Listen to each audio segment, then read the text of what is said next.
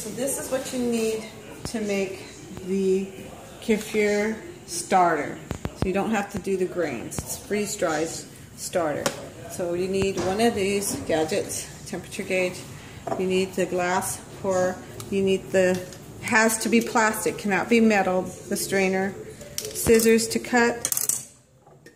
A glass jar with a plastic lid, cannot have metal. And just a note, so you're going to put this on the bottle so you know what time, because it has to sit for 24 hours. So this has just, you put in the raw milk. Has to be the raw milk, home milk. Has to be not pasteurized milk. And then you stir it constantly so it doesn't stick to the bottom of the pot. And you check the temperature, and you want it to get to at least 180 degrees.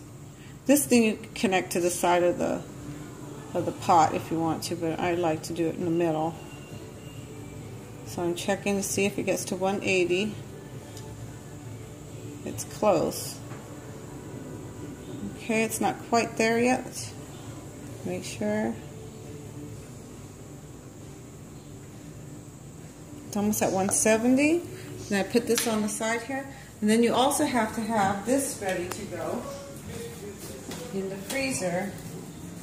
I put a stainless steel pot and I fill it partially with ice, and I have it cold there. And when this hits 180, and I'm going to stir it at 180 for a couple of minutes, even if I have to move the pot so that it doesn't go too hot. It has to be at 180 for about 2 minutes, or a little over 180 for about 2 minutes, so it can burn off all the lactose. It's not quite there yet. And keep stirring it a little bit so it doesn't stick everywhere. Let's pause it for a minute. As you can see, it is at 180, and I'm not touching the bottom of the pan. It's a little over 180. So what I'm going to do, I'm going to move it over a little bit, and I'm going to keep stirring it because I want it to cook here for a couple minutes at 180 so it kills all the lactose.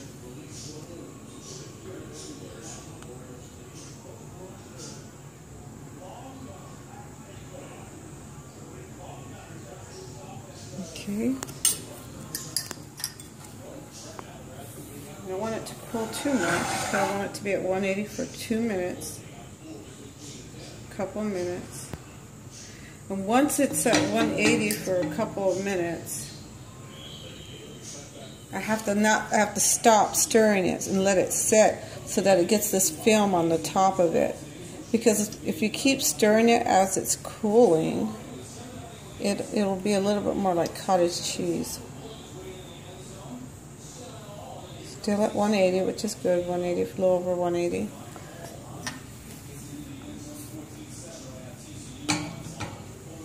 I think it's been almost a couple of maybe. Has it been a couple minutes, you think? It's been? Mm-hmm. Okay, so if it's been cooking at 180 for a while, I turn off the flame. At this point, I'm going to check it one last time.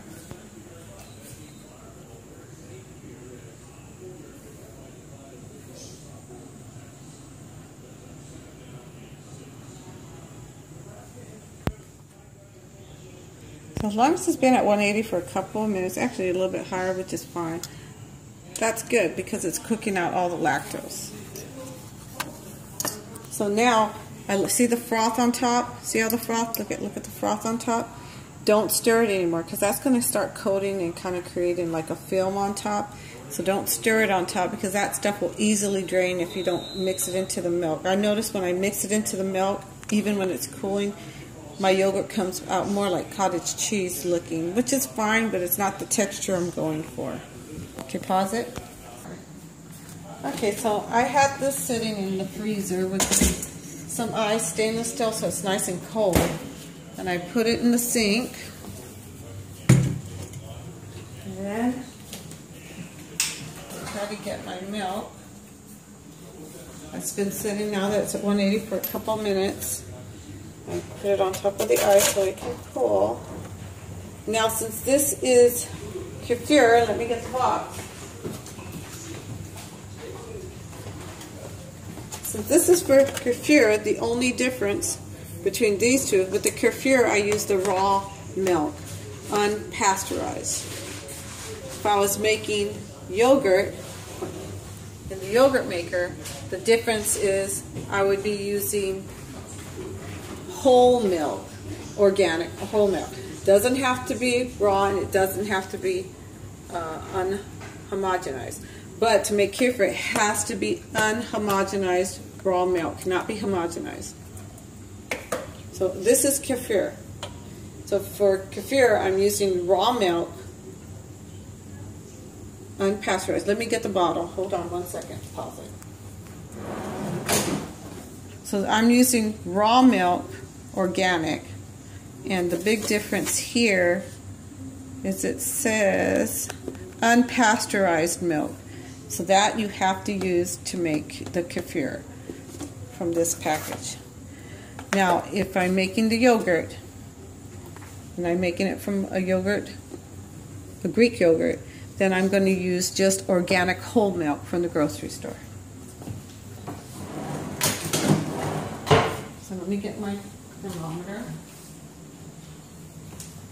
The second difference when you're making the kefir is you want this to cool to about 70 to 75, about 75. When it cools to 75, it's a lot.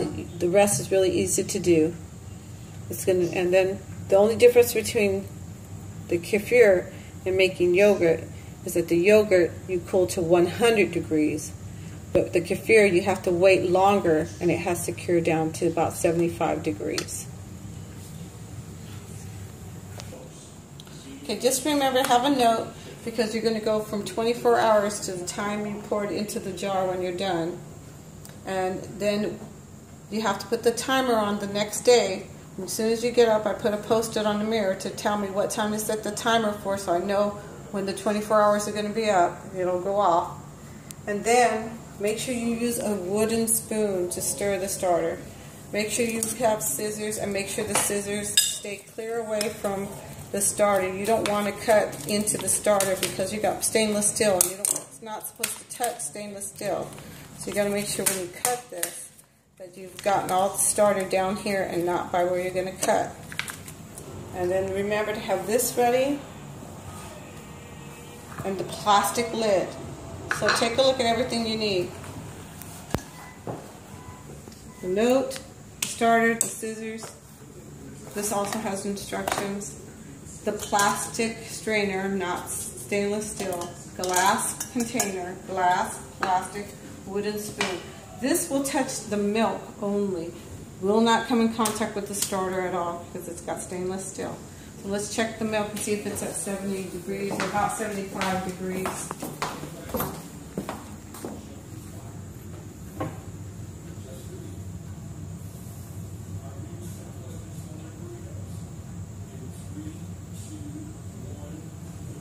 It's almost at 80.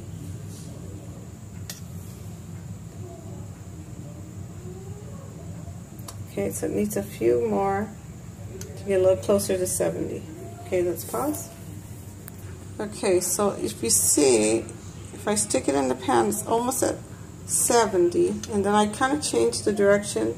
Yeah, it's about at 70. That's where I want it, 70. But really, I should have it at 75. So it's ready.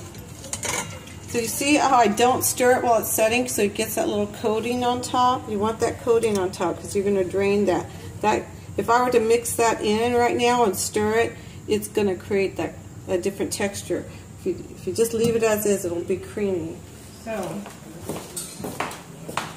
bring this over here. And the first thing we're going to do, I'm going to pour about a cup into this glass jar. Just about a cup. Well, you know what? Let's put the starter in first. Let's get the starter first. So I'm going to get the starter. Make sure that there's no starter here, because I'm going to cut it with stainless steel. Okay. Okay, I'm going to pour the starter in here. Make sure I get all the cultures out. All the little grains or cultures, or everything, I guess, whatever's in there. It's all out. Okay. Now, put this on here, the plastic strainer. I'm going to pour about a cup in there.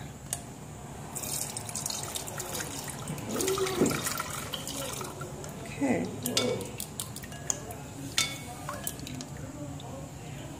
This back over here. Actually, I'll do this. It spills a little, which kind of bums me out. Okay, then I need to stir this. Don't stir it hard, just stir it.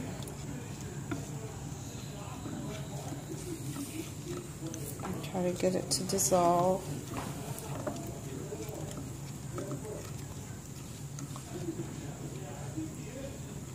With the wooden spoon, make sure you don't use anything but wood or plastic, but nothing stainless steel.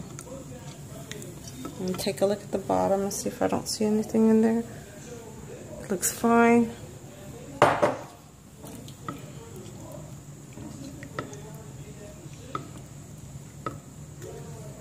So a little bit of lumps in there.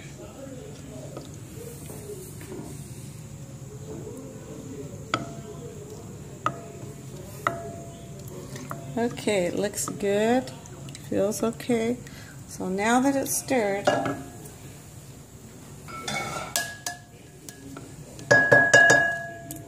this back, I'm going to pour in the rest of the milk in here and strain it.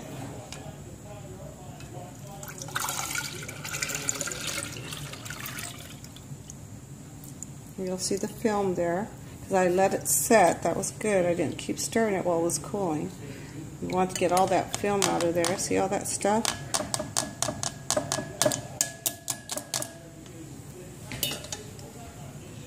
Now, all you have to do is just stir it a little bit. Not overdo it, just stir it a little bit.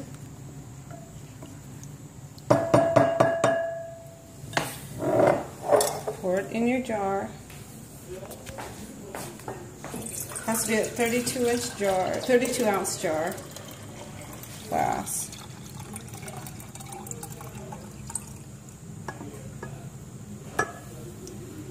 Because this is about 4 cups. And you don't tighten the lid on. You just lay it on top so that bugs don't get on it and the gases can release. Right now, I'm going to tighten a little bit because I'm going to walk it over to where I'm going to store it. And we'll look at the time. It's exactly 3:12. So by 3:12 tomorrow, it'll be ready to be put in the refrigerator for 8 hours. So I'll tape this to the jar. I'm going to tape it to the jar, and then I'm going to put it on in my bedroom, and I'm going to make sure this is like this.